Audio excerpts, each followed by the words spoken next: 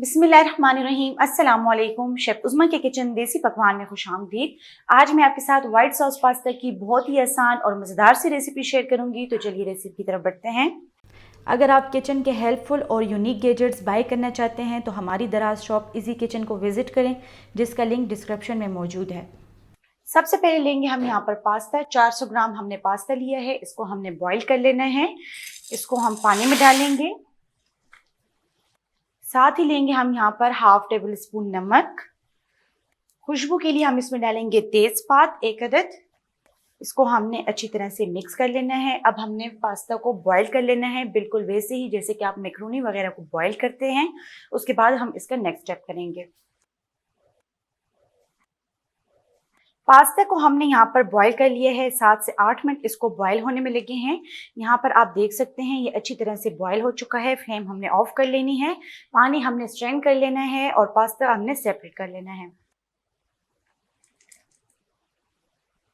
पास्ते को हमने अच्छी तरह से ड्रेन कर लेना है, इससे पानी बिल्कुल ही निकाल लेना है।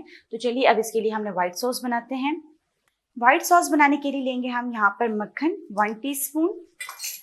मक्खन को हमने अच्छी तरह से मेल्ट कर लेना है हल्की आंच पर। यहाँ पर आपने ध्यान रखना है कि आंच आपने बिल्कुल ही स्लो रखनी है, क्योंकि मक्खन बहुत जो है तो जल्दी जल जाता है। मक्खन को यहाँ पर हमने अच्छी तरह से मेल्ट कर लेना है। मक्खन मेल्ट हो चुका है। अब हम इसमें डालेंगे लहसुन के 4 जवे, जिसको हमने चॉप कर लिया है। सौते करेंगे। साथ ही हमने यहाँ पर कुछ वेजिटेबल्स ली हैं, जिनमें हमने यहाँ पर गाजर ली है और शिमला मिर्च ली है। इसको हमने मक्खन में डाल लेना है। ये आप देख सकते हैं हमने इनको बारीक चॉप कर लिया है।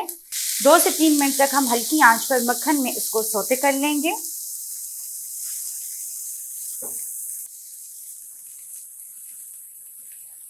तीन मिनट तक हमने हल्की आंच पर वेजिटेबल्स को सौते कर लिया है। अब हम इसको निकाल लेंगे। सेम इसी पैन में हम दोबारा लेंगे 1 टेबल स्पून मक्खन। मक्खन यहाँ पर मेल्ट हो चुका है। अब हम इसमें डालेंगे 2 टेबल स्पून मैदा। फ्लेम हमने यहाँ पर दम वाली फ्लेम रखनी है, उससे ज़्यादा फ्लेम पर हम इसको नहीं पकाएंगे, नहीं तो मैदा जल जाएगा। मैदे को हमने यहाँ पर मक्खन के साथ रोस्ट कर लेना है, बिल्कुल ही हल्की आंच पर, ताकि जो मैदे का कच्चापन है वो खत्म हो जाए।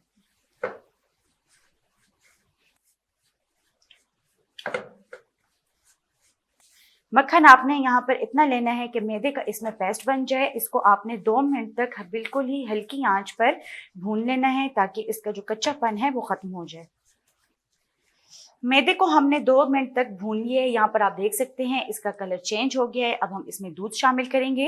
हाफ कप हम इसमें पहले दूध शामिल करके इसको अच्छी तरह से मिक्स कर लेंगे। दूध हमने इसमें साथ साथ डालते जाना है।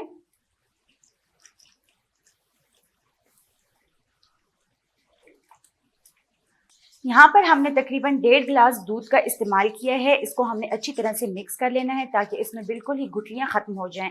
ये प्रोसीजर हमने बिल्कुल ही हल्की आंच पर करना है।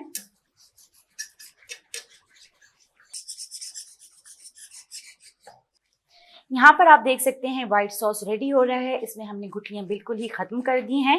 इसको हमने 2 से 3 मिनट तक बिल्कुल ही हल्की आंच पर पकाते रहना है और इसको मिक्स करते रहना है, ताकि ये जले नहीं और ये अंदर तक अच्छी तरह से पक जाए। सॉस यहाँ पर रेडी हो चुका है। आप देख सकते हैं कुछ इस कंसिस्टेंसी में सॉस को आपने रेडी करना है। अगर आपको लगे तो ये गाढ़ा है तो आप इसमें 2 टेबल स्पून पानी ऐड कर सकते हैं। अब हम इसमें कुछ स्पाइसेस ऐड करेंगे। स्पाइसेस में हमने यहाँ पर 1 टीस्पून नमक लिया है। हाफ टी स्पून हमने यहाँ पर सफ़ेद मिर्च ली है, जिसे दक्कनी मिर्च भी कहा जाता है। साथ ही लेंगे हम यहाँ पर हाफ टी स्पून काली मिर्च। 1 टेबल स्पून लेंगे हम यहाँ पर चिली फ्लेक्स। 1 टीस्पून हमने यहाँ पर ऑरिगेनो लिया है फ्लेवर के लिए। स्पाइसेस डालने के बाद अब हम इसमें वेजिटेबल्स डालेंगे, जो कि हमने स्टार्ट में मक्खन के साथ सौते कर लिए थे।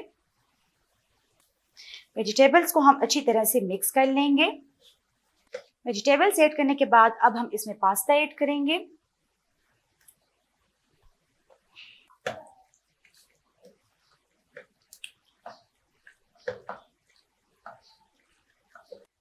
पास्ता को हमने सॉस के साथ अच्छी तरह से मिक्स कर लेना है।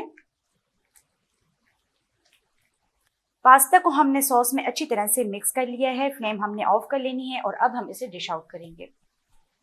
बहुत ही मज़ेदार व्हाइट सॉस पास्ता तैयार है। उम्मीद करती हूँ कि आपको हमारी आज की रेसिपी पसंद आई होगी। आप भी इसको घर पर ज़रूर ट्राई करें और कमेंट बॉक्स में अपनी राय का इजहार ज़रूर करें। तो चलती हूँ, दुआओं में याद रखिएगा। इंशाल्लाह फिर मुलाकात होगी आसान, मज़ेदार और हेल्दी रेसिपी के साथ। शुक्रिया, अल्लाह हाफिज़।